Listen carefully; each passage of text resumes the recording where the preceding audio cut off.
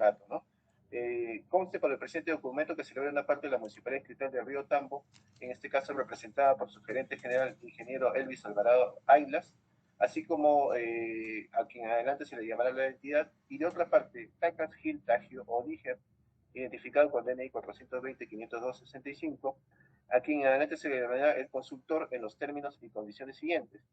En la cláusula segunda del referido contrato se señala lo siguiente: el presente contrato tiene por objeto la contratación del servicio de consultoría de obras para la supervisión de obra, creación de servicios de saneamiento básico rural en comunidad nativa Siquireni del distrito de Río Tambo, provincia de Satipo, región Junín, con el siguiente personal propuesto a su cargo. Plantel profesional clave: jefe de supervisión, apellidos y nombres: Sanabria Rivera Jonathan Pedro, profesión ingeniero civil, registro de matrícula SIC 6760, DNI 45 78 92 13. Este documento que refiere muchas cláusulas, nos referimos en todo caso a la siguiente página en el desarrollo de obra 7.12, cuando se menciona: la entidad controla los trabajos efectuados por el contratista a través del inspector o supervisor, según corresponde, quien es el responsable de velar directa y permanentemente por la correcta ejecución técnica, económica y administrativa de la obra y del cumplimiento del contrato, además de la debida y oportuna administración de riesgos durante todo el plazo de la obra, debiendo resolver las consultas que formule el contratista según lo previsto en el artículo del reglamento de la ley de contrataciones del Estado vigente. El supervisor, quien está autorizado para anotar en el cuaderno de obra, deben evaluar permanentemente el desarrollo y la administración de riesgos, debiendo anotar los resultados cuando menos con periodicidad semanal, precisando sus efectos y los hitos afectados o no cumplidos del caso. Asimismo, señalar con respecto precisamente a este contrato que el mismo tiene como fecha de suscripción a los 18 meses del mes de agosto del 2022.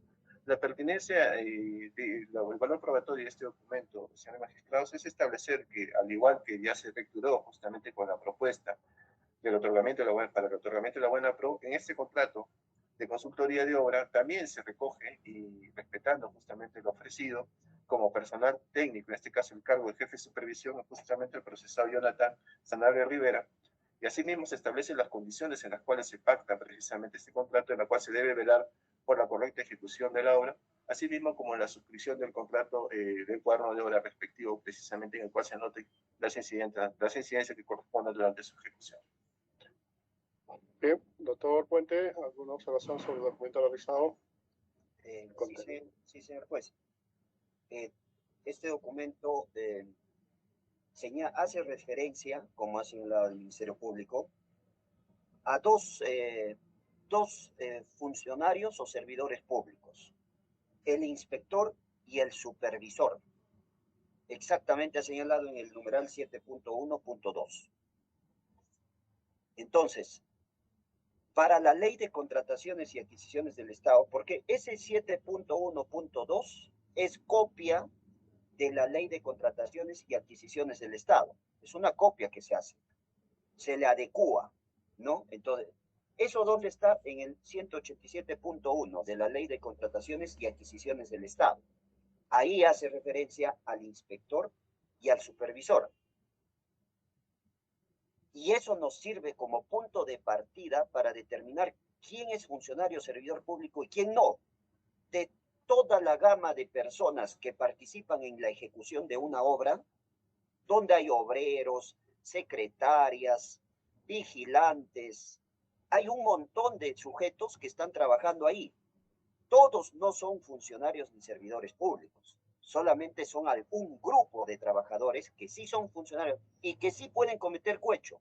El otro grupo, por más que cometa ilícitos penales, irregularidades administrativas, no podrá. Sí, señor abogado, ya usted está haciendo argumentaciones que corresponden a la etapa de los alegatos finales. Ya, eso solamente circunscribimos exclusivamente al documento. Usted ya ha indicado que lo que aparece en el punto 7.1 y 6.2 es copia de la ley de contrataciones del Estado, 187, el artículo 187.1, donde determina quiénes son funcionarios públicos o no, y punto. Ya lo demás son aspectos de valoración que tendrá que hacer en su momento. ¿Ya? Concluyo entonces, concluyo solamente con eso. Del cual está excluido el jefe de supervisión. Él no está considerado como parte de ese equipo. Eso es todo. Bien. Señor fiscal, continúe. Sí, el siguiente documento, señor magistrado, a realizar es la carta número 009-2022/RL/TOTG de fecha 22 de septiembre del 2022, que obra folio 118 del expediente judicial, dirigida en este caso al señor Alexander Arroyo Barbosa, representante común, Consorcio San Martín, y atención al señor Jorge Luis Malma Dávila, residente de obra. Asunto remito a ausencia del cuaderno de obra y residente de obra del Consorcio San Valentín. Referencia contrato de ejecución de obras número 005-2022, que dice lo siguiente: por medio de la presente me dirijo a su digna persona para saludarlo muy cordialmente como representante legal de la supervisión de obra en mención y a la vez remitirle la ausencia del cuaderno de obra y residente de obra del Consorcio San Valentín, por lo cual se aplicará las penalidades según el cuadro de penalidades del contrato del Consorcio San Valentín correspondiente referente a la obra creación del servicio de saneamiento básico rural en la comunidad nativa Siquireni del distrito de Riotambo, provincia de Satipo, región de Junín, el cual la ausencia de cuaderno de obra y residente de obra tiene como penal las penalidades según norma el artículo número 163 del reglamento. Sin otro particular me suscribo de usted. Adjunto el informe número 05-2022, suscribe el señor Takio Odiger Takafgil. El informe número 05, señor magistrado, que señala esta carta adjunta, está ahora al folio siguiente, es el folio 119, informe número 005, también suscrito en este caso por el procesado Jonathan Sanabria Rivera, en la cual el asunto también es remito a ausencia del cuaderno de obra y residente de obra, así como se precisa en este, también de fecha 22 de septiembre de 2022, y se precisan la misma los datos de la obra, así como se indica en el análisis, en el 2.11, reglamento de la ley de contratación del Estado, penalidad por mora en la ejecución de la prestación, cuaderno de obra, una observación, una supuesta de aplicación de penalidad 0.5 UIT por cada día de impedimento, y respecto al residente de obra, una UIT por cada día de infracción. En conclusiones del informe presentado por el supervisor de obra, ingeniero Jonathan Sanabria Rivera, el cual concluye que el Consorcio San Valentín, responsable de ejecución de obra, ha incurrido en dos penalidades basadas en la ausencia del cuaderno de obra y permanencia del residente de obra. Se informa que este debe ser remitido al contratista Consorcio San Valentín según norma del artículo 163 del reglamento. La utilidad de este medio de prueba es irrelevante porque nos permite establecer lo siguiente. En primer lugar, cuando se dirige precisamente al señor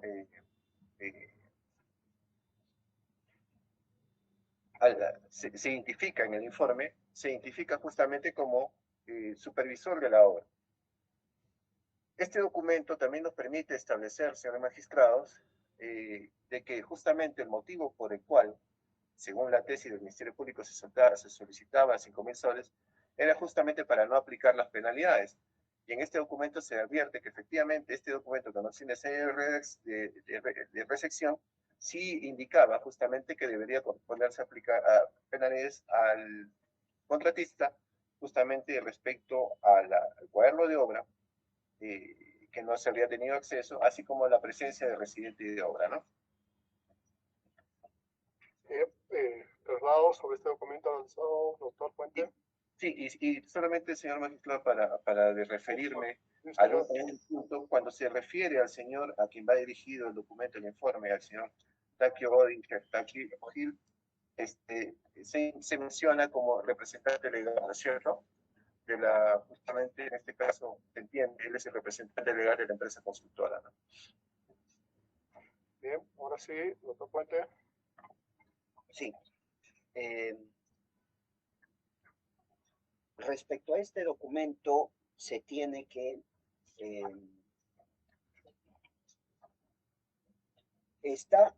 acá no firma como supervisor de obra el ahora acusado.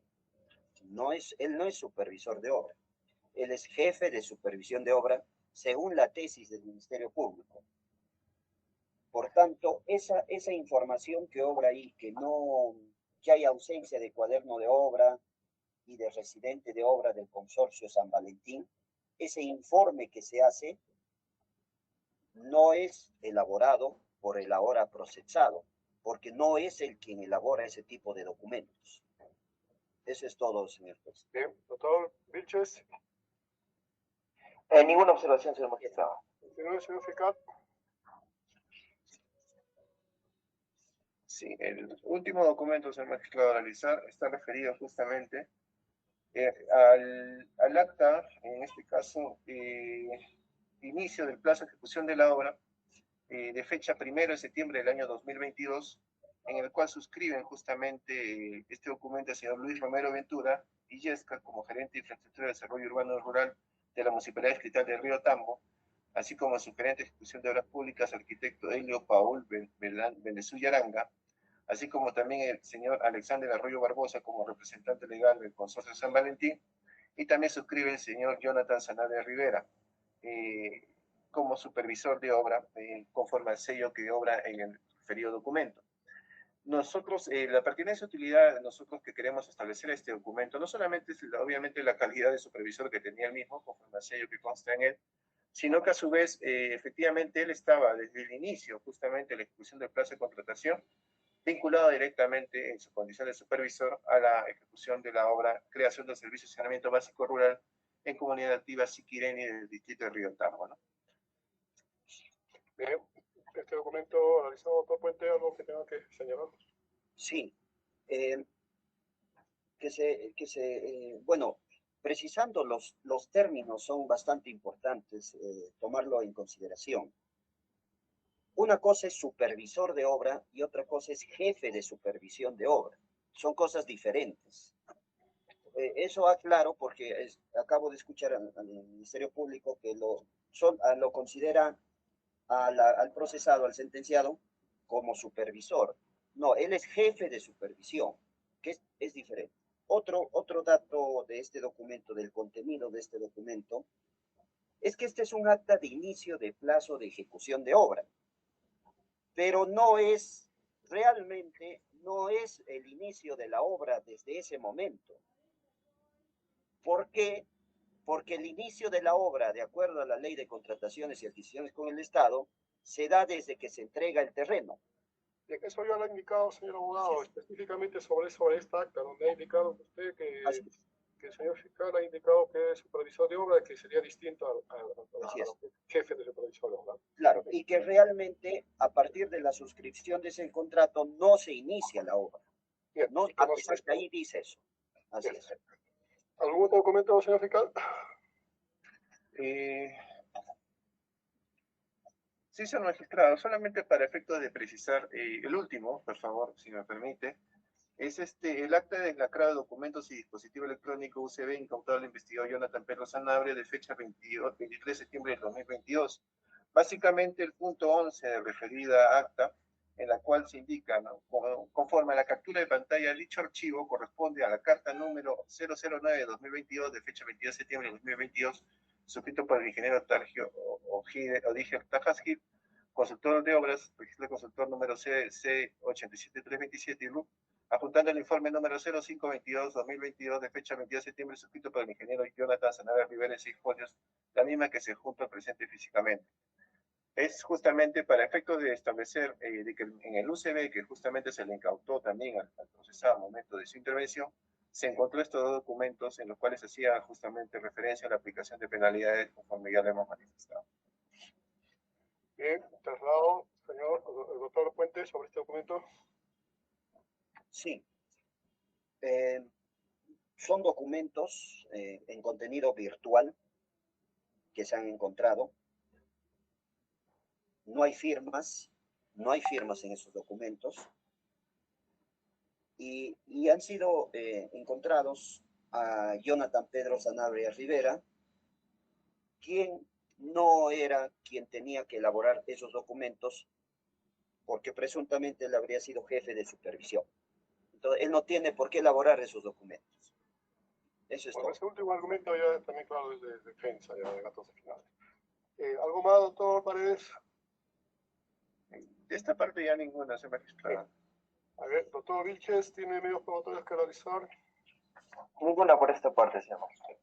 Bien, entonces vamos a pasar a la siguiente etapa, que son los alegatos de clausura.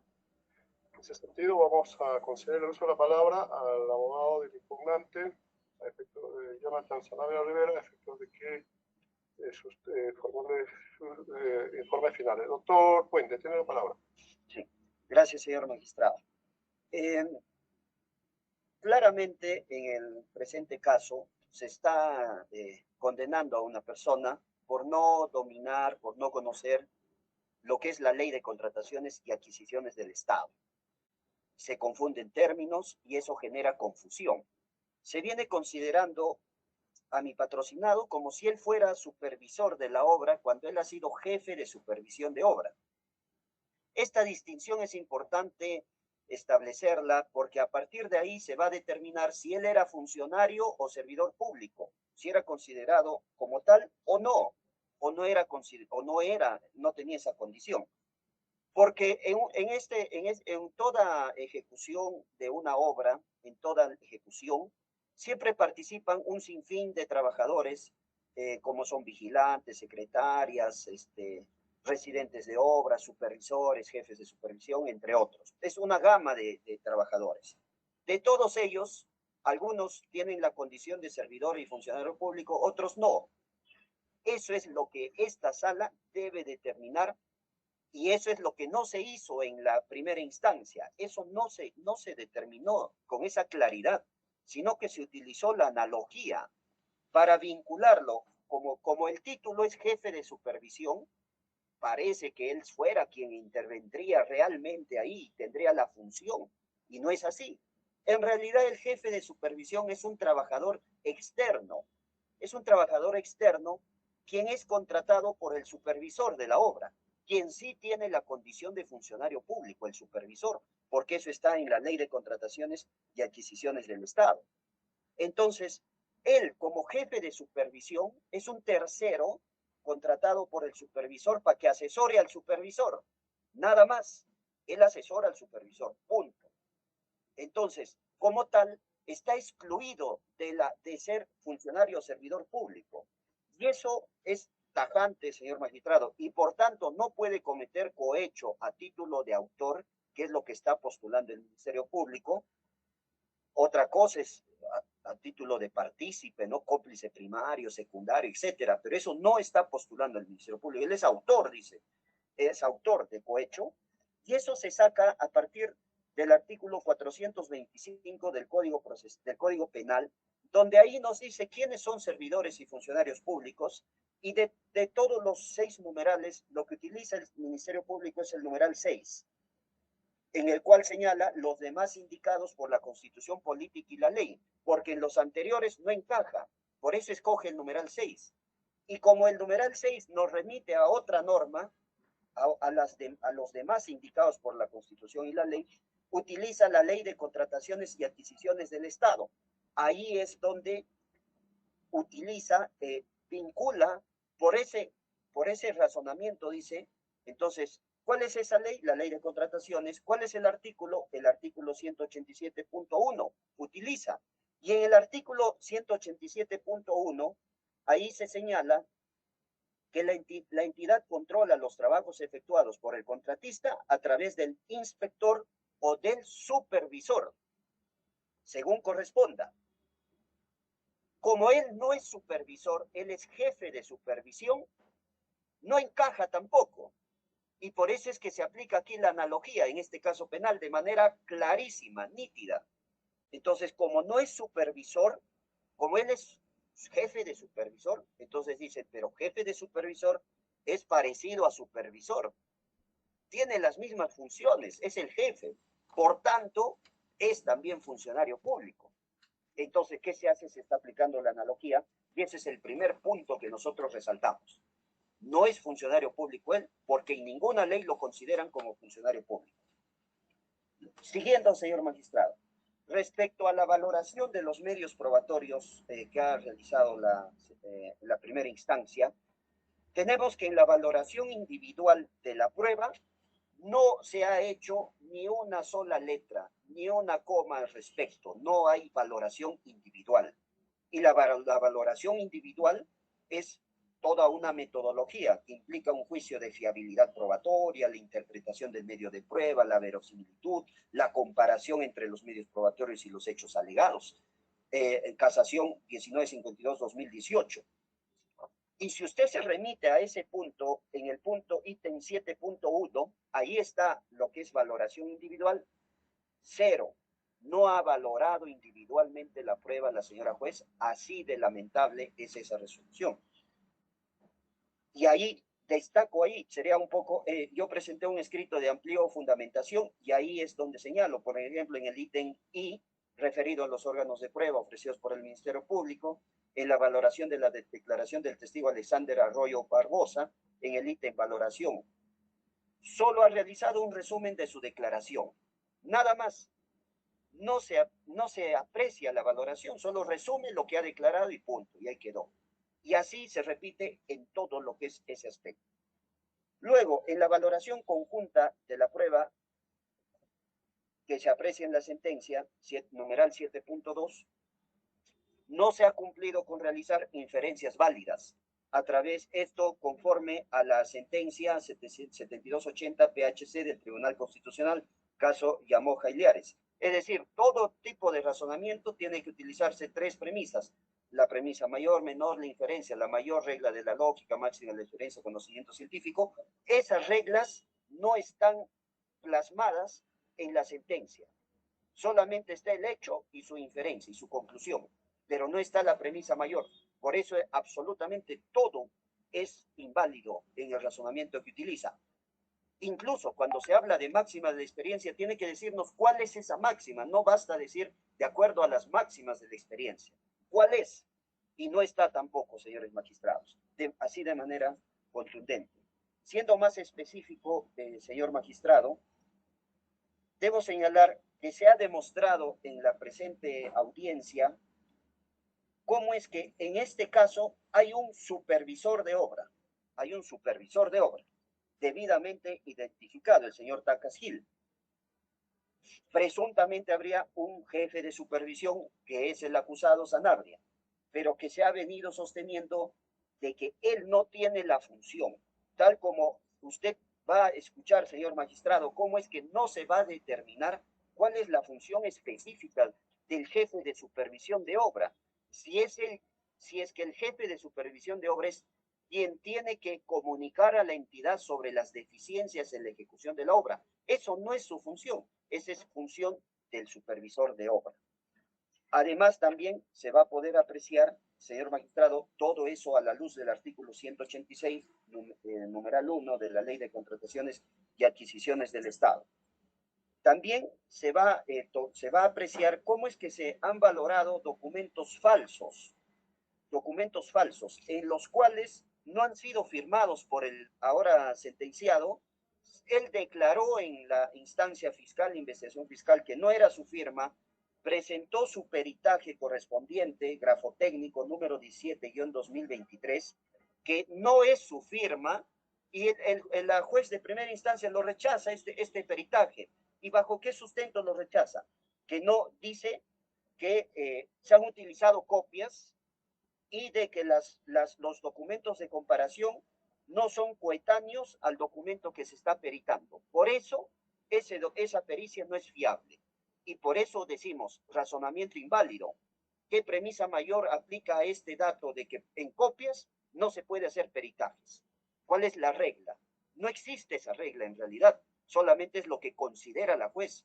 Entonces, no nos expone cuál es el razonamiento que ha seguido para rechazar nuestro peritaje.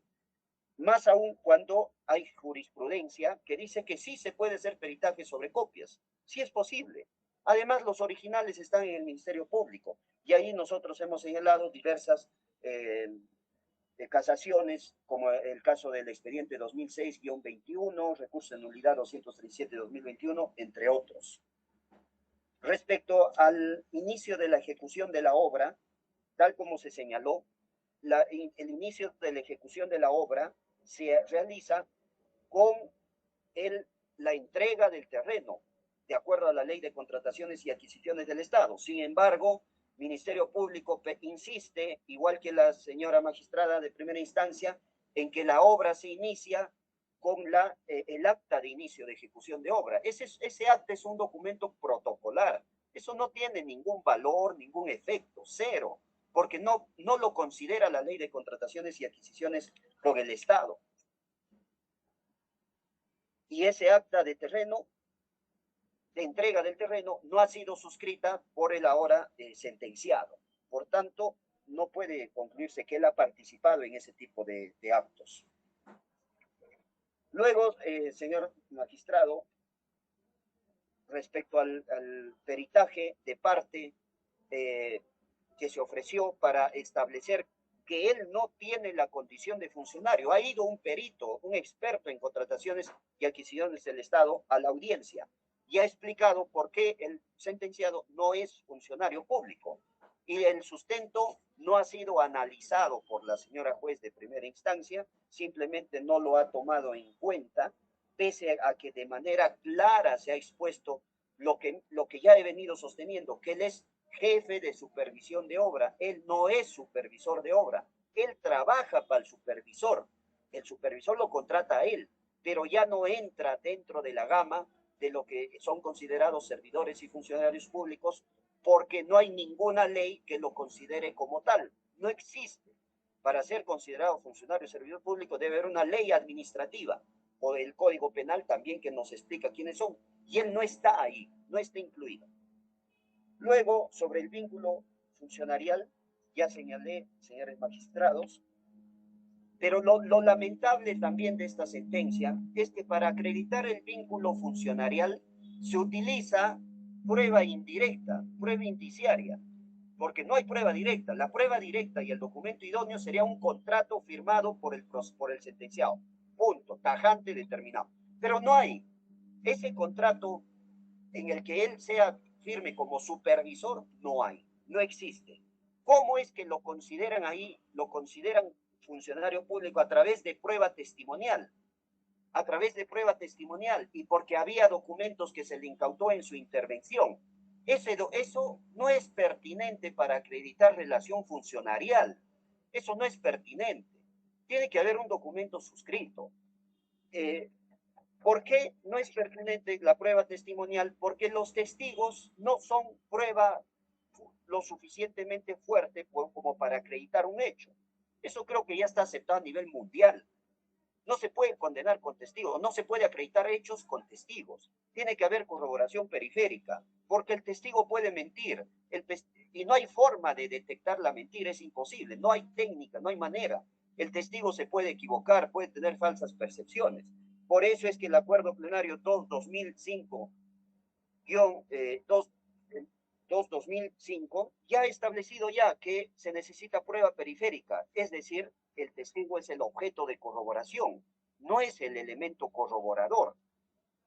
Y además de los documentos que se le encontró, se infiere que era el funcionario público, ¿y cuál es la regla que le permite llegar a esa conclusión? No existe esa regla.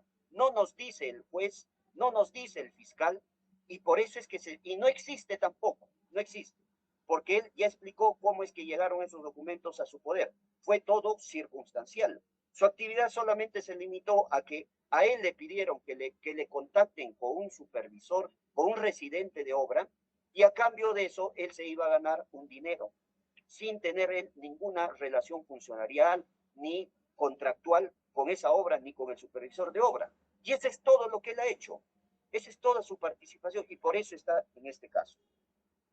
También, señores magistrados, los testigos, Alexander Arroyo Barbosa, por ejemplo, están siendo evaluados justamente para acreditar que él ha pedido dinero, en fin, pero respecto a esa declaración no existe corroboración alguna.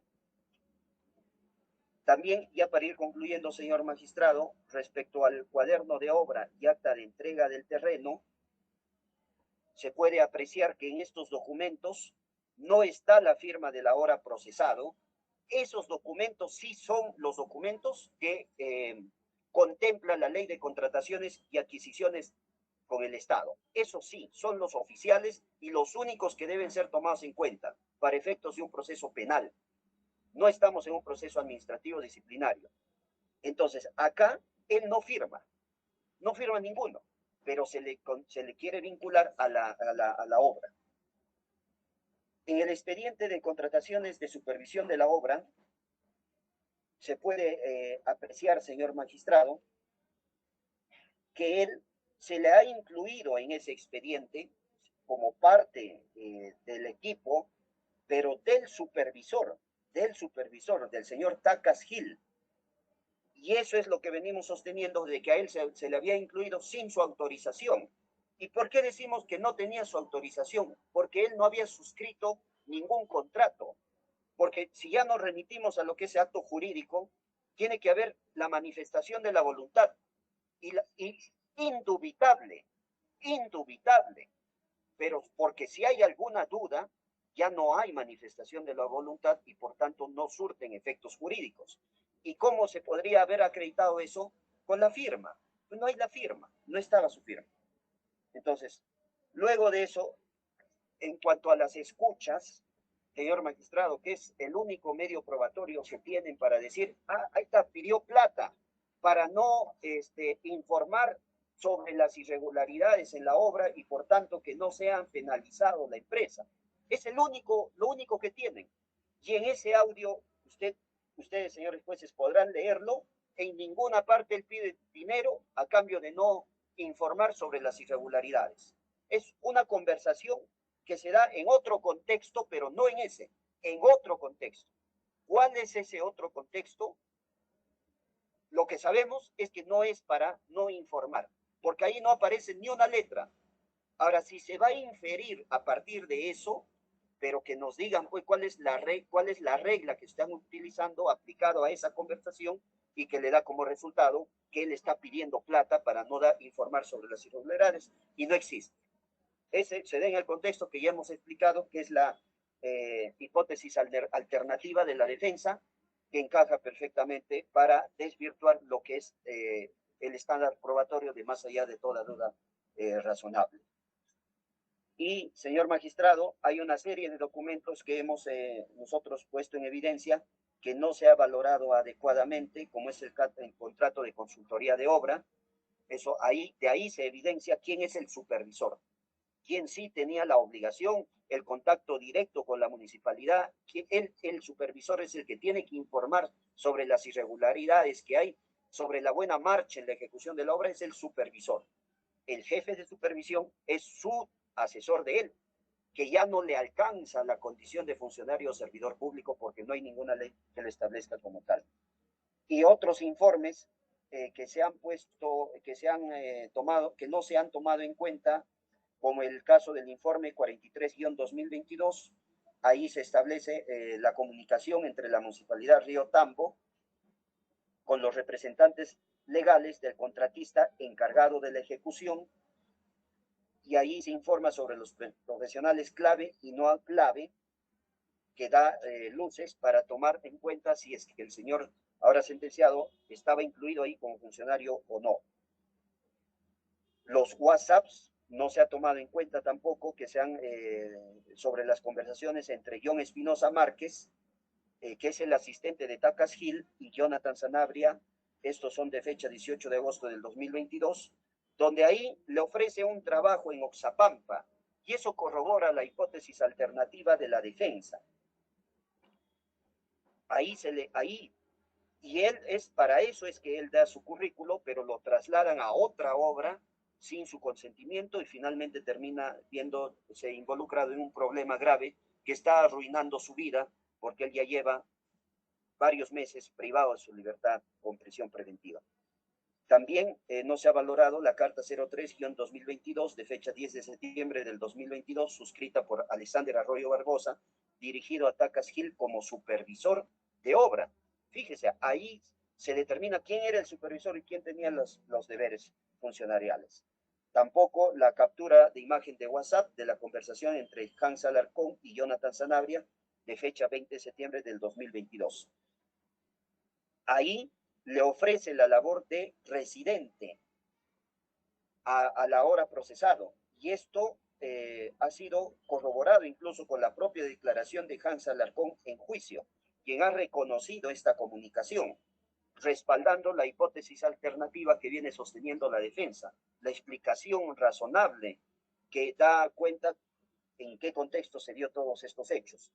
No se ha valorado la captura de WhatsApp tampoco, que figura en la llamada de fecha 12 de septiembre del 2022 de John Espino, quien comunica que en esa fecha, que el ahora sentenciado le ofrecía un trabajo en Río Tambo.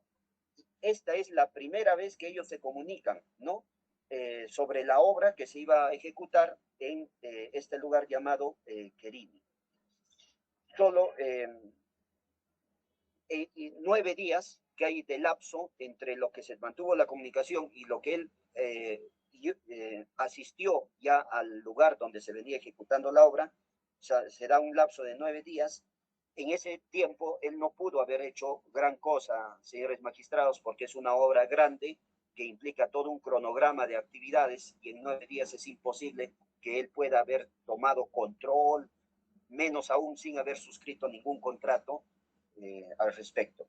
La carta número 005-2022, de fecha 15 de septiembre del 2022, tampoco ha sido valorado. Esto ha sido suscrito por Tacas Gil, dirigido a Alexander Arroyo Barbosa. Acá Tacas Gil asume la condición de supervisor de la obra. La carta 007-2022, dirigida a Alexander Arroyo Barbosa como representante del consorcio San Valentín, suscrito por Tacas Gil. Ahí también se dirige él como supervisor legal, como supervisor de la obra. El informe número 05-2022, donde se informa sobre la ausencia del cuaderno de obra y del residente de obra. Por lo tanto, habían incurrido en penalidades. Y esto también corrobora la hipótesis alternativa de la defensa, en el sentido que lo que acá en realidad han buscado, como ya ellos tenían deficiencias en la ejecución de esa obra, iban a perder gran cantidad de dinero, miles, más de 200.000 soles iban a perder su garantía, ¿no? Que ellos habían otorgado para ejecutar esta obra. Buscaron alguna forma de salir, de buscar alguna prórroga, de evitarse las responsabilidades. Y la única forma que encontraron era acusando al ahora procesado, quien presuntamente para ellos habría estado incurriendo en hechos de cohecho, y de esta manera buscar alguna prórroga. Eso es lo que en realidad ha sucedido, pero tampoco les dio resultado, finalmente perdieron todo, y esas cosas son irregularidades que provinieron del propio consorcio que ejecutó la obra, donde ahí no tiene nada que ver el ahora sentenciado.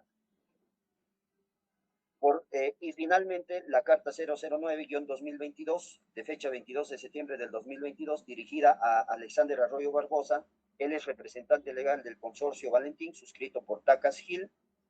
Y ahí se aprecia cómo es que tiene las atribuciones el señor Tacas Gil de recomendar a la municipalidad respecto a la aplicación de penalidades al contratista. Él es el que tiene esa función, esa labor, no el ahora procesado. Por estas consideraciones, señor magistrado, nosotros solicitamos que se revoque la sentencia condenatoria, o en su defecto, porque también hemos dado evidencia de que se ha afectado la debida motivación de las resoluciones judiciales, se declare la nulidad de la misma, disponiéndose la inmediata libertad de mi patrocinado. Eso es todo. Bien, señor fiscal, tiene la palabra para sus alegatos finales. Sí, gracias, señor magistrado.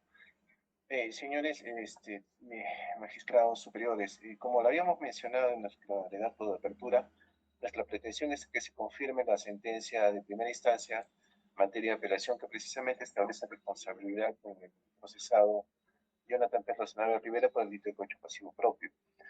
Habiendo escuchado los argumentos, no solamente nos ratificamos en nuestra pretensión al momento de justamente el inicio de este juicio de apelación, sino creo que consideramos necesario, más allá de la pretensión propia, que justamente es que se confirme la sentencia apelada, de que esta sentencia que se expida por vuestra sala se corresponde realmente con lo que dicta el derecho, con lo que dicta también las pruebas actuadas y los principios, más que todo en aras justamente de una correcta administración de justicia, porque entiendo que muchos de los argumentos que se han expuesto son nuevamente reiterados, obviamente con una distinta, de repente, una misma interpretación, pero con distintos aportes en función precisamente de establecer la no tipicidad de los hechos imputados, y creo que es necesario esclarecer para efectos de que no quede duda alguna respecto precisamente a la condición, en este caso, del sentenciado respecto a su condición de funcionario público.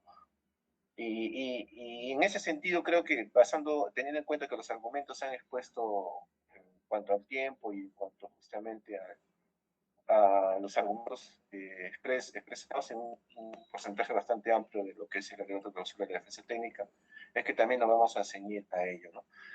Trataremos de hacerlo de manera muy precisa. Efectivamente, cuando se señala en la imputación, en el caso del señor Jonathan Sanabria Rivera, se le considera efectivamente funcionario público en virtud de lo que establece el artículo 425, que ha sido citado una vez, referido precisamente al inciso 6, referido a lo que es, en este caso,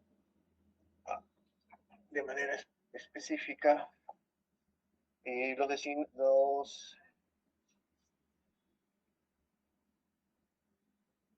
los demás indicados, en todo caso, por la Constitución Política y la ley. Respecto a ello, y eso nos señala justamente a lo que establece la ley de contrataciones del Estado, que es básicamente el marco normativo en el cual se establecen las funciones, diferentes funciones y las condiciones o la función pública que en este caso ejerce quien tiene el cargo de supervisor de una obra, ¿no? Y aquí viene el tema central de discusión, ¿no? El tema principal es que la defensa técnica, como la ha venido alegando durante toda la secuela de este proceso en las diferentes instancias, señala que el señor Jonathan Sanabria no tendría la condición de supervisor y si no tiene la condición de supervisor, no podría ser funcionario público. Ese es un argumento. El segundo argumento, como ya lo hemos vuelto a escuchar, también es de que la obra en sí, él no tenía ninguna vinculación, al margen de su condición funcionarial o no, no tenía ninguna vinculación con la obra. Ese es el segundo argumento. Y el tercer argumento se estaría señalando a que la obra en sí ni siquiera habría iniciado formalmente, con lo cual tampoco así tenga él la condición de funcionario público. Así realmente él efectivamente haya sido supervisor, si no ha habido ejecución o inicio de obra formalmente, tampoco podría atribuirse un delito de corrupción funcional como en este caso. Básicamente en estos tres puntos creo que se ciñe la defensa técnica en este aspecto, ¿no? Respecto a la tipicidad del hecho. En primer lugar, el señor Jonathan Sanabria Rivera, formalmente, y eso es cierto, recuerdo los documentos orales, tiene el cargo de jefe de supervisión de la obra. Pero el señor, en este caso, quien suscribe el contrato de consultoría, con la entidad estatal, en este caso con la Municipalidad Distrital de Río Tambo, el señor Tagio Díger Tacas Gil, en puridad, él tiene la condición de contratista. Esto es claro, o sea, ahí tiene que empezar, partiendo de eso. Está bien, el señor, como le hemos mencionado, procesado, Sanabria Rivera, tiene la condición de jefe de supervisión, pero el señor, digamos, el señor Tagio Díger Tajagil, de acuerdo a los documentos, él es el contratista y quien suscribe precisamente este contrato de consultoría de obra con la Municipalidad Distrital de Río Tambo. De ahí hay que empezar a hacer el distinto. La ley de contrataciones efectivamente nos señala cuando es una persona jurídica, y hay opiniones que nosotros vamos a mencionar que nos señalan con claridad ello. Cuando tiene la condición de persona jurídica, obviamente una persona jurídica no puede ejercer la supervisión y tiene que nombrar a una persona para efectos de que realice esta labor, ¿no?, de supervisión. Y si realiza estas labores de supervisión, pues tiene la condición de supervisor. Pero ¿qué pasa, como en el presente caso, cuando el contratista, en este caso, el señor Odigio o Tacas Gil, es una persona natural? Entonces, lo que la ley de contrataciones nos dice, o se entiende, la ley de contrataciones de acuerdo a las interpretaciones que se han realizado respecto a este tema, en principio, como regla general, él tendría precisamente que realizar las labores de supervisión. Eso es lo que se entiende. ¿Por qué? Porque la persona natural, digamos, que obviamente contrata o se contrata con entidad estatal, precisamente un contrato de consultoría, se obliga precisamente a ciertas condiciones. ¿Cuándo podría, se entiende, liberarse esta persona natural de ejercer por sí misma estas labores de supervisión? Cuando precisamente designa a la persona que se hará cargo de estas labores de supervisión y que en puridad se denominará supervisor. ¿Sucedió en el presente caso? Sí sucedió en el presente caso. El señor, cuando suscribe el contrato, y eso debe quedar claro, el señor Takasgil, él no se ofrece a realizar el servicio de supervisión. No solamente no se ofrece en el contrato, sino incluso en su propuesta, antes de adjudicarse la buena pro, él estableció quién iba a realizar las labores de supervisión y las cuales no iban a recaer en su persona, sino esta persona fue designada por él mismo y designada y recayó en la persona de Jonathan Sanabria Rivera. Y eso es cierto, y eso incluso no está en los documentos sobrantes. Entonces, ante esta situación existe, digamos, porque no es la primera vez, digamos, que se presenta una situación, eh, digamos, que pudiera generar alguna duda respecto a quién debe ejecutar esta obra. Y esto tiene especial relevancia porque las labores, de acuerdo a la propia ley de contrataciones, establece que deben ser realizadas de manera permanente, directa y permanentemente, es decir, no pueden ser delegadas. Entonces, por eso es que en principio se entiende que el contratista, si es persona natural, él es el que va a ejercer, salvo que, y esto lo señala, e incluso, para ser precisos, la opinión número 005-2012/DTN,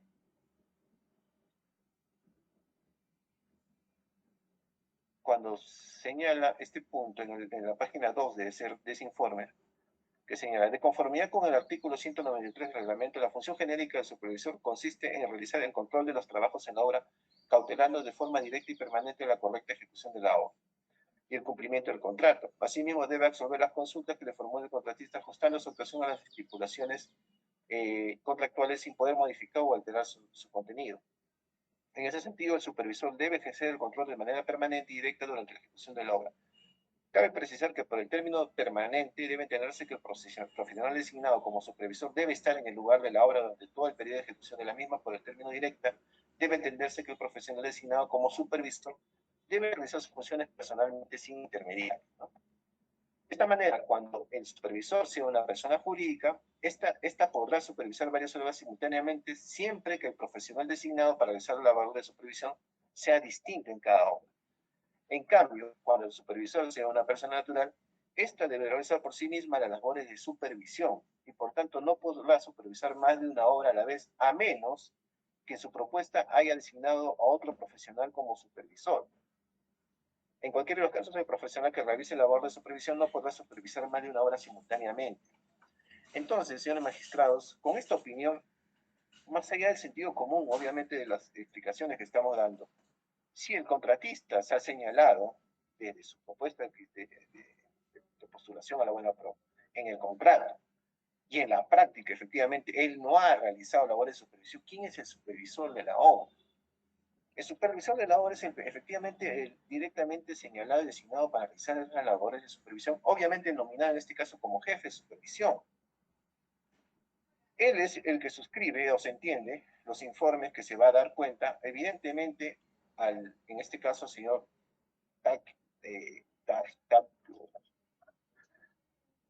Takasgil, ¿no? Takasgil, porque obviamente esto no lo desvincula al señor Takasgil de cualquier responsabilidad que él pudiera tener como consultor con la entidad, evidentemente, en este caso la Municipalidad Distrital de Río Tam. No es que, digamos, ya él suscribe el contrato y se olvida del mismo y ya este señor, el supervisor Sanabria Rivera, efectivamente, él tiene la responsabilidad total, no, no es el tema. Acá el tema que se discute es quién es precisamente quién ejerce la labor de supervisión y quién tiene la condición de supervisor. Por designación y por realización misma de las labores, obviamente quien realiza estas labores es el señor Sanabria Rivera, quien tiene también responsabilidad, evidentemente, contractual civil y todas las demás penales que pudiera generarse a raíz de distintas figuras que pudieran presentarse, también es el señor Takasgil. Pero eso hay que empezar a distinguir cuáles son la denominación de cada uno de ellos. Entonces, la responsabilidad de cada uno está claramente limitada en función no solamente a la propia naturaleza de la vinculación que se realiza con la Municipalidad Distrital de Río Tam, con la propia ley de contrataciones y con la interpretación que se hace esta de la opinión ya mencionada. Entonces debe quedar absolutamente claro, porque creo que es un tema que se viene discutiendo, que sí tenía la condición de supervisor, más allá de que incluso en algunos documentos sella como tal el propio señor Sanabria Rivera, que en la práctica sí tenía esta condición de supervisor. Y si sí tenía la condición de supervisor, hay que resolver los diferentes cuestionamientos que se señalan respecto a ello. Se ha señalado también que el inicio de la obra, en este caso, está establecido, según la ley, en distintos supuestos, ¿no? Uno de ellos el acta de entrega de terreno, el cronograma de avances. Pero la propia ley de contrataciones, y también existe otra opinión que también lo señala con absoluta claridad, en este caso,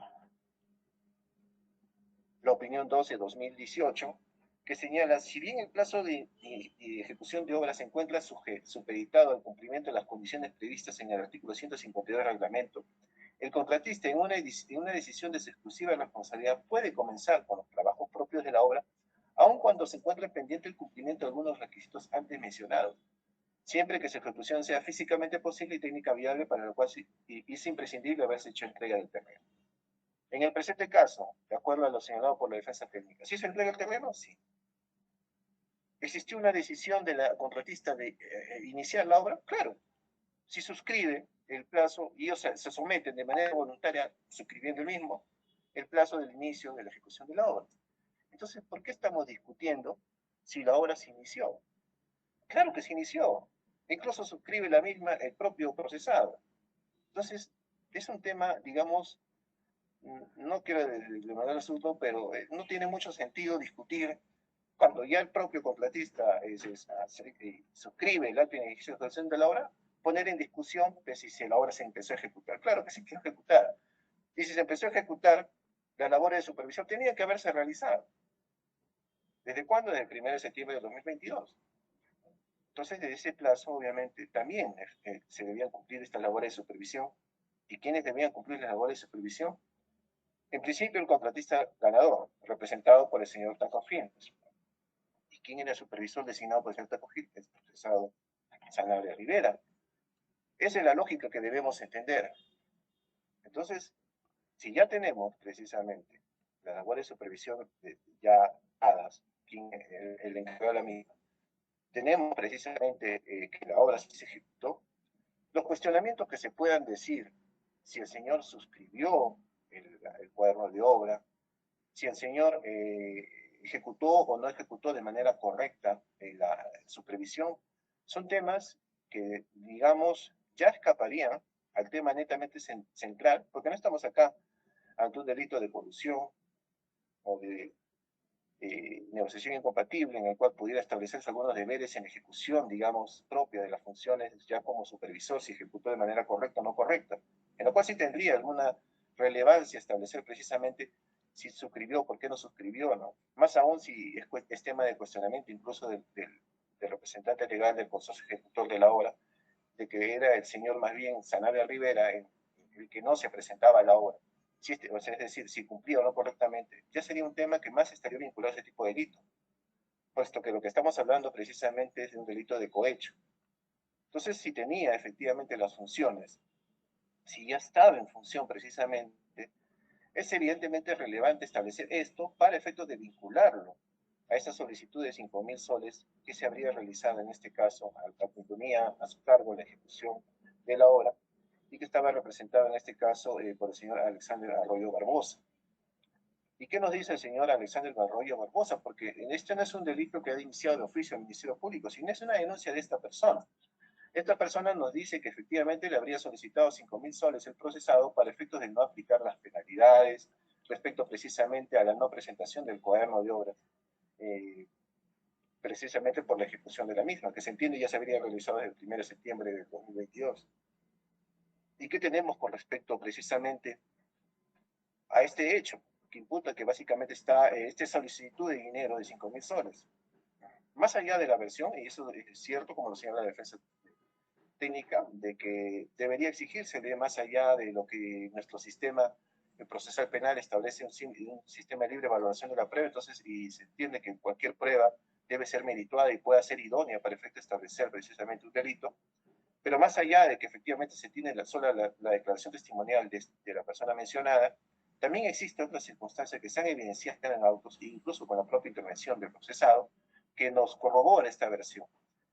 El tema, el motivo por el cual se solicitaba el dinero precisamente era la aplicación o la solicitud o la no aplicación de estas penalidades, y que sí tenían que pasar precisamente por un informe previo, en este caso de la supervisión de la obra, realizada efectivamente por el señor Sanabria Rivera. Y lo que encontramos precisamente al momento de establecerse el registro de los UCB que se tenían ahí pendientes, era precisamente estos documentos, en los cuales estaba precisamente estas solicitudes, o estos informes, el informe número 5 y la carta número 09, que hablaba precisamente de esta aplicación de penalidades por este incumplimiento de la no presentación del cuaderno. Entonces, esos documentos que no lo aporta el denunciante, sino su versión, sí se encuentran corroborados finalmente con el acervo documentario que se le incauta finalmente a través de la lectura de su celular, a través del UCB y documentos físicos que lo vinculaban a la obra y a la vez establecían que efectivamente estos documentos sí existían y estaban precisamente en poder precisamente del procesado Sanabria Rivera, con lo cual se confirmaría precisamente el motivo respecto a la cual se habría dado esta solicitud. ¿Qué nos dice, digamos, como una versión o una hipótesis de la defensa? Que el dinero, porque también existió dinero encontrado, esta solicitud, no los 5.000 soles, sino las 9.200, señala que fue ofrecida, o finalmente tenía como motivo un ofrecimiento de parte del señor Sanabria Rivera de la contratación de un residente de obra, en la cual efectivamente él señalaba que era un amigo suyo y que esto lo había propuesto al señor contratista Alexander Arroyo Barbosa para que pudiera trabajar en esta obra de saneamiento rural. Pero este argumento, efectivamente esta contratación, incluso no es negado por el propio señor Alexander Arroyo Barbosa cuando da su declaración en juicio de primera instancia. Él refiere que efectivamente el señor Sanabria Rivera le ofreció, digamos, esta persona. Pero él dice que esta persona al final él nunca aceptó esta propuesta que él sí le indicó. Entonces, en ese sentido, sí tiene sentido que efectivamente haya existido esta comunicación, como se advierte en el teléfono las comunicaciones que puede haber tenido el señor Sanabria Rivera para efectos de contratar a un conocido suyo como residente. Pero lo que falta, y no se han encontrado los documentos, es que efectivamente esta propuesta haya sido acogida por el señor contratista, Arroyo Barbosa, que más bien eso tiene más sentido, puesto que si efectivamente será cierto que el señor, asumiendo la tesis de la defensa, de que el señor Arroyo Barbosa, y que haya mentido en juicio y que sí aceptó la propuesta, y que el dinero que efectivamente le iba a entregar correspondía al adelanto, más allá de la carencia de documentos, de una prueba objetiva que advierta precisamente esta contratación, no tendría sentido pues que el señor Arroyo Barbosa, incluso el propio el procesado hecho en juicio, nunca le remitió ni su currículum vitae, ningún documento que pudiera identificar a alguna persona contratada. Entonces, bajo esa lógica, menos el señor Arroyo Barbosa va a entregar alguna suma de dinero por una persona que ni siquiera pues, ha podido ser examinada respecto a las condiciones o cualidades que pudiera tener para ser contratado como tal, más aún él teniendo ya precisamente un personal que realizaba estas labores, ¿no? Entonces, este argumento de la defensa tampoco es muy lógico en cuanto precisamente exige que esta persona, Arroyo Barbosa, sí habría finalmente aceptado esta contratación, y lo cual no se condice con la lectura de los celulares o con la documentación encontrada respecto precisamente a esta situación, más aún existiendo una negación expresa de este señor Arroyo Barbosa de que ello haya ocurrido así.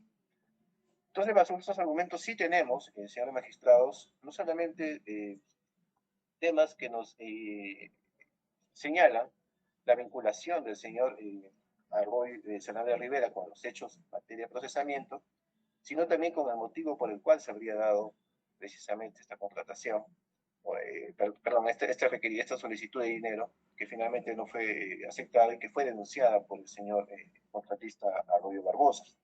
Pero además existen otros cuestionamientos. El tema también justamente referido a que habría existido una pericia grafotécnica respecto a informes que indican, o a la suscripción de estos informes 2 y 3, que no corresponderían a la firma del señor Sanabria Rivera y que efectivamente demostrarían de que no habría tenido vinculación con la obra. La vinculación de la obra, y eso queremos señalarlo, no solamente está supeditada, digamos, a estos dos informes. Como ya le hemos mencionado, el nombre del señor Sanabria Rivera está desde la propuesta para la contratación de ejecución de la obra, está en la ejecución del contrato, está en el acta de inicio de ejecución del plazo de la obra. Entonces, todos esos documentos lo vinculan, más allá de la versión del señor del contratista de consultoría, más allá de lo que refiere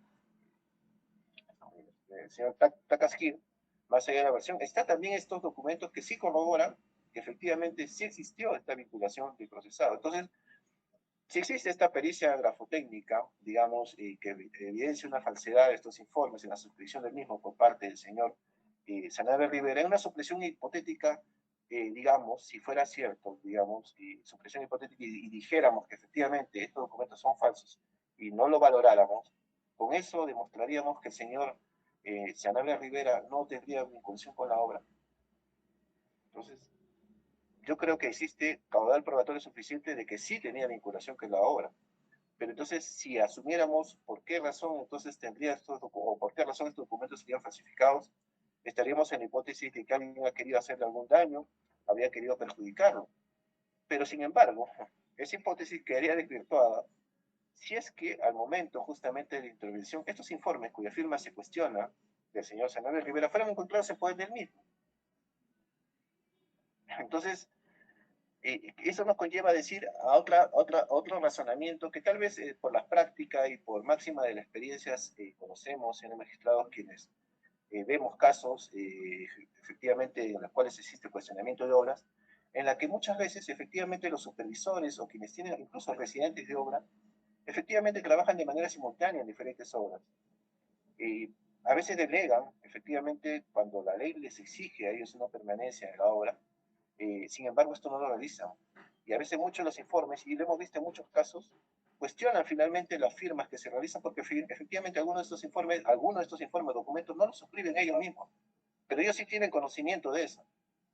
Sin embargo, efectivamente, por este tema, de repente, tema económico, decir, no perder la oportunidad de ser contratado en una obra, efectivamente, a veces hemos visto en casos de ejecución de obras que existen tantos documentos originales como falsos, muy bien, digamos, en una documentación oficial.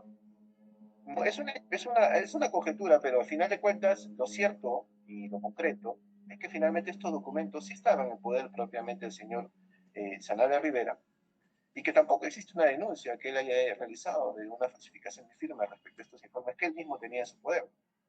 Por lo cual nos lleva, conforme lo ha razonado la señora juez, a establecer que finalmente la pericia grafotécnica podría, al establecerse bajo copias simples, no tener, digamos, ese rigor científico que se puede exigir. Y eso también, digamos, más allá de los cuestionamientos que se pueda realizar, finalmente sí ha sido valorado por la señora juez, más allá de que se pueda discutir finalmente la valoración que haya hecho, lo cierto es que la valoración sí existe respecto a este documento y no es que no se haya omitido su valoración en este punto. Del mismo modo, señores magistrados, también debe señalarse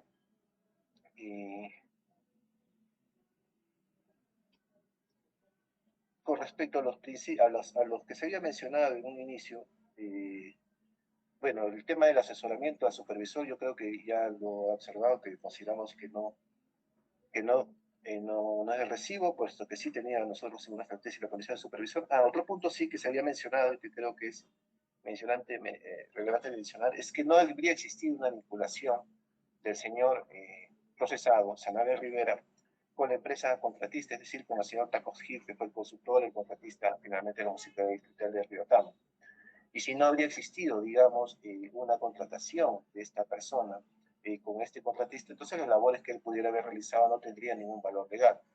El señor contratista Taco Gil, al momento de ser examinado en el juicio de primera instancia, él ha referido y ha aceptado que efectivamente él no suscribió un contrato, digamos, escrito con el señor procesado.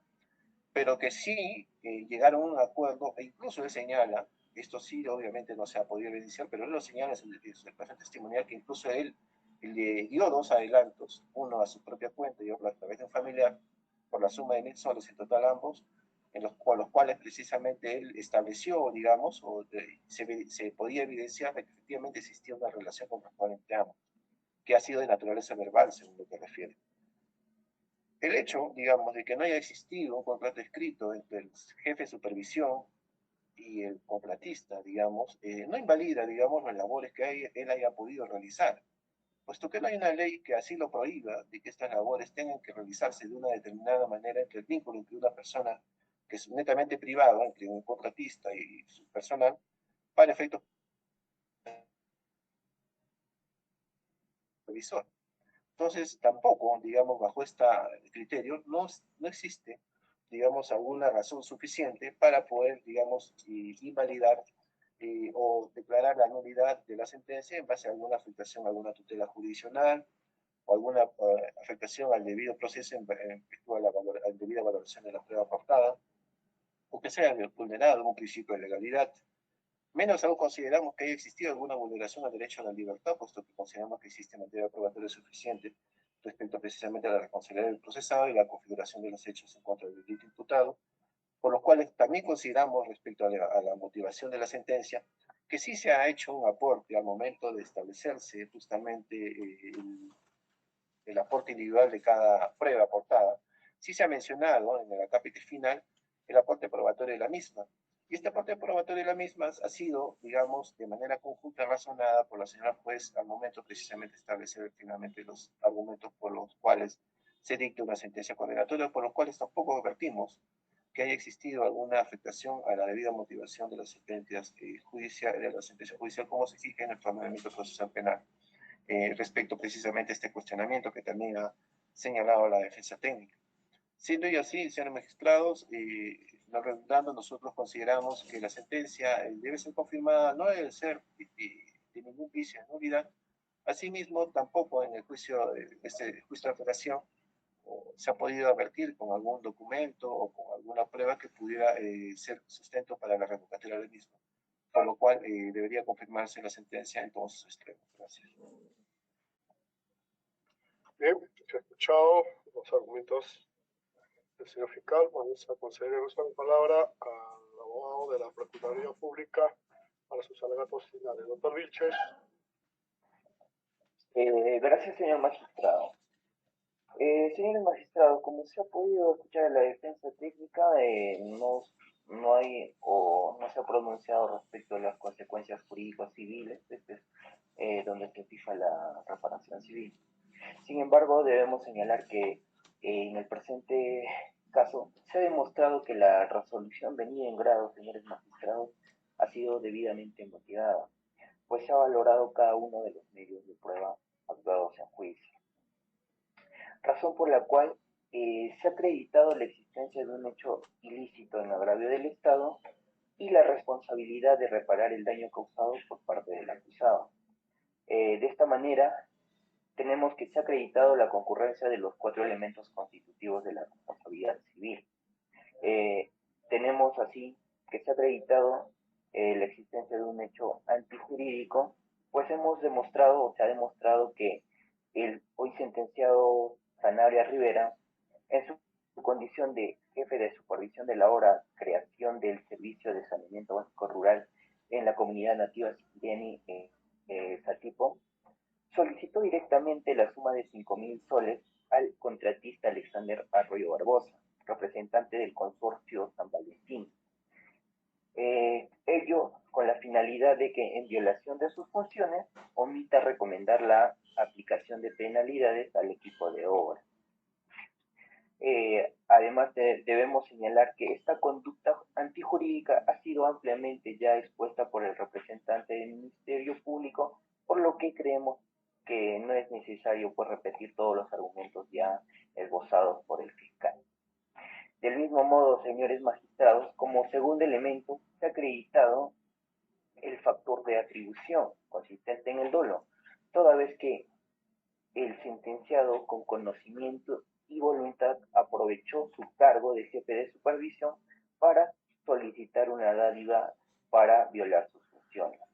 Como tercer elemento, hemos acreditado el nexo causal, pues el sentenciado ha generado un daño a la imagen institucional y a la correcta administración pública, hecho que genera pues la desconfianza de la población en la administración pública, además que con sancionar del acusado de haber solicitado esta suma de dinero, ha generado en el presente caso un perjuicio extrapatrimonial al Estado, pues ha mediado la imagen de la misma, esto de la Municipalidad Distrital de Riotama. Siendo así, señores magistrados, en el presente caso debemos tener en cuenta que existe pues un daño extrapatrimonial por el incumplimiento de sus deberes funcionales del sentenciado. Los mismos que para ser cuantificados se ha acreditado el cumplimiento de los lineamientos establecidos en la Casación 189-2019 Lima Norte, que ha sido desarrollado en la sentencia de nivel grado. Siendo así, tenemos que se ha desarrollado la gravedad del hecho ilícito, pues se ha acreditado que para la consumación de este delito fue una solicitud directa de 5.000 soles con la finalidad de que el sentenciado viole sus funciones. Esto aprovechando el cargo que tenía a efectos pues de requerir esta suma de dinero al contratista. Como circunstancias de la comisión de la conducta antijurídica, se ha acreditado que el comportamiento típico del hoy sentenciado fue en su condición de jefe de supervisión de obra. Si bien es cierto, se ha venido cuestionando esta calidad de jefe de supervisión o supervisor, sin embargo el fiscal ya ampliamente ha expuesto pues que el hoy sentenciado tenía pues la condición de servidor público. Sentenciado quien aprovechando su cargo realizó pues este acto corruptor de solicitar una dádiva al contratista. Respecto al aprovechamiento indebido por los sujetos responsables, en el presente caso se acreditó que el sentenciado pretendió sacar provecho de su cargo de jefe de supervisión para solicitar la suma antes mencionada y violar sus funciones, omitiendo recomendar la aplicación de penalidades. Como alineamiento 4 tenemos el nivel de difusión pública del hecho delictivo. En el presente caso tenemos que el hoy sentenciado fue detenido pues en flagrancia delictiva, esto a raíz de la denuncia de contratista, quien venía pues siendo, mejor dicho, que donde el sentenciado le venía requiriendo pues esta dádiva para que viole sus funciones, y siendo incluso este hecho de la detención en flagrancia emitido pues por los medios de comunicación. Además, en este aspecto se debe tomar en cuenta que como consecuencia de la conducta delictiva del hoy sentenciado se ha activado pues todo el aparato persecutor y incluso al órgano jurisdiccional, incluso llegando pues a esta presente sentencia. En cuanto a la afectación e impacto social del hecho, se ha acreditado que se ha mediado la imagen institucional de la Municipalidad Distrital de Riobamba, pues el acusado en su condición de jefe de supervisión no actuó conforme a sus funciones y facultades acordes a ley, por lo que incumplió de esta manera la correcta administración pública. En cuanto a la naturaleza y rol funcional de la entidad perjudicada, se ha acreditado que la entidad afectada fue la Municipalidad Distrital de Río Tambo, quien provee y controla la prestación de los servicios básicos de la localidad, por lo que hechos de esta naturaleza generan pues un reproche social, máxime que la obra estaba destinada para el saneamiento básico rural de la población. En cuanto al cargo o posición de del funcionario público, como ya se ha venido manteniendo la posición que el sentenciado tenía pues la condición de jefe de supervisión, en consecuencia tenía pues la condición de servidor público, quien como función tenía pues o era responsable de velar directa y permanentemente por la correcta ejecución técnica, económica, administrativa de la obra, además del cumplimiento del contrato. Siendo así, señores magistrados, tenemos que se encuentra debidamente justificado el quantum del daño extrapatrimonial fijado en la sentencia. En consecuencia, señores magistrados, por los fundamentos antes expuestos, esta parte solicita se declare infundado el recurso presentado por el apelante y se confirme la resolución venida en grado, toda vez que se encuentra arreglada a ley. Con lo que he concluido, señor magistrado. Gracias. Bien, a continuación vamos a conceder el uso de la palabra al diputado Sanabria Rivera, a efectos de que pueda ejercer su derecho a la defensa material. Esto es, usted ya ha escuchado la defensa de su señor abogado desde el punto de vista jurídico. Si usted quiere adicionar, agregar algo más a lo ya indicado por su señor abogado, evitando ser repetitivo, ¿tiene algo que indicarnos? Sí, señor magistrado. Con todos, quiero aclarar, es mi vida, es mi profesión y es mi imagen, como sea, que ha sido dañada, como se llama, ante todo.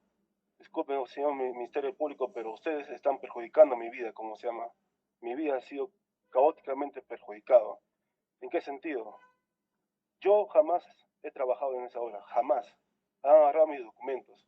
Y como dice el Ministerio Público, ¿por qué no he denunciado? Porque solamente 2 días además he ido a ese tipo. La primera vez fue cuando me llamó, la segunda vez, ¿cómo se llama? Cuando deserté y volví a Huancayo. Jamás, ¿cómo se llama? He podido denunciar porque el joven John Espino me dijo, ¿cómo se llama? Que le ayudara a sacar un acta de concesión policial. A la vez, ¿en qué tiempo voy a denunciar yo, cómo se llama? Ese parámetros que el Ministerio Público está diciendo por qué no he denunciado. Yo jamás supe cómo se han agarrado mis documentos. Y por culpa de unos documentos que han agarrado mi CV, han colocado así mi firma, han ganado la buena pro, no me voy a perjudicar como sea por culpa del Ministerio Público, es mi vida. Es mi vida que me estoy perjudicando si decimos un magistrado, es mi vida que están jugando, ¿cómo se llama? Porque una persona más perjudicado. ¿En qué instante yo he firmado un contrato, cómo se llama, mi vida? Nunca he firmado. Nunca he firmado un contrato, ¿cómo se llama? Más bien, ¿cómo se llama? Ustedes son los que me están perjudicando mi vida. Son 6 años que me están colocando. Es mi imagen, ¿cómo se llama? Yo jamás en mi vida he tenido, ¿cómo se llama? Una denuncia policial o penal en mi vida, jamás. Y ustedes, ¿cómo se llama? Hacer por lo posible para que me perjudiquen. No es justo, señor magistrado, que me estén haciendo esto. Jamás he hecho, ¿cómo se llama? Ese tipo de cosas. Encima estaban mis peritos, todo, como dice ese magistrado. Es mi vida, la vida de mi hija, la vida de mi padre. Todos están jugando, ¿cómo se llama? Por ese argumento y falacias que dice el Ministerio Señor Público. repetitivo, tiene que ser preciso. Pues. ¿Algo más sobre los hechos que son materia de imputación? ¿Qué puedo decir, señor magistrado? Que todo es una falacia y mentira, ¿cómo se llama? Todo, perjudicando cosas en mi vida, nada más. Bien. Entonces, ¿alguna pregunta por parte de los señores magistrados? ¿Hacer alguna pregunta a las partes? Chipana. De mi parte, ninguna, solamente una pregunta. ¿Por qué nos responsabilizas de tus actos? Que nosotros somos culpables. Me refiero al señor magistrado, al señor Ministerio Público, porque habla cosas que incoherentemente, ¿cómo se llama? Lo que ¿cómo se llama? Me siento, ¿cómo se llama? Identificado, o sea, que se expresa de esa manera. Que por qué no he denunciado, por qué no he hecho. Decimos claramente que solamente he ido 2 veces más a obra. Han agarrado mis documentos, señor magistrado. Yo no entiendo por qué, ¿cómo se llama? Más bien yo debería ser, ¿cómo se llama? El inocente, ¿cómo se llama? Porque han agarrado mis documentos, han vulnerado, ¿cómo se llama? Mis derechos, para que ganen eso. Hasta donde tengo entendido lo que he escuchado del juicio oral es que a usted le han intervenido con dinero ajeno. ¿Y por qué sería responsable el Estado? Porque están imputando cosas que no son prácticamente, está diciendo que... ¿No le encontraron dinero cobrando? ¿Dinero ilegal? ¿Dinero irregular? Justamente le digo, como en mi comentario he dicho claramente, ¿cómo se llama? Eso fue porque el señor contratista me ha ofrecido a mí, como, o sea, yo no le he pedido, como sea, señor magistrado. Yo no le he pedido. ¿Y por qué esa actitud de cobrar dinero, no? Usted responsabilidad fiscal, responsabilidad de los magistrados. No, me refiero al ministro público que está diciendo cosas, ¿por qué no he denunciado eso? Yo estoy diciendo claramente, el que me ha solicitado es el señor, como sea, contratista. Yo nunca he solicitado al señor magistrado. El Ministerio Público le pregunta a usted precisamente para que aclare esos temas, pero no lo puede responsabilizar usted de sus actos, a los jueces y al fiscal. Eso es todo, señor director, gracias. Doctor Chipana. Ninguna por mi parte, doctor. También de mi parte no tengo ninguna pregunta. En ese sentido, vamos a solicitar al señor especialista de audiencias se sirva indicar día y hora para la lectura de sentencia. Lectura de sentencia, martes 20 de junio a horas 3 de la tarde.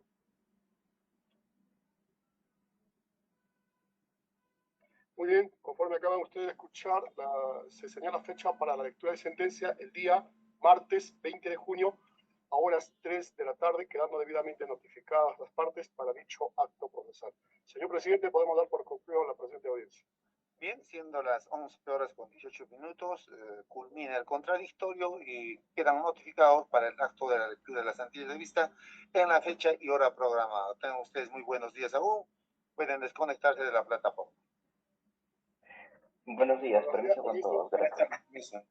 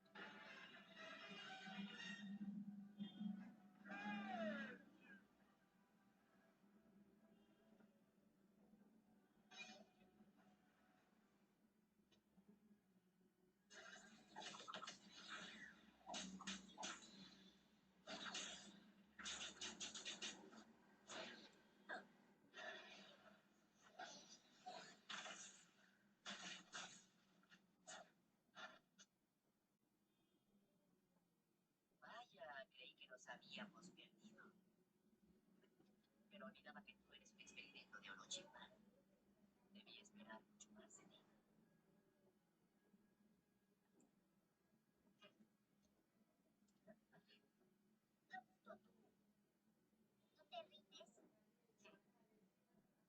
Sai, por lo que puedo observar, estos niños te tienen capturado.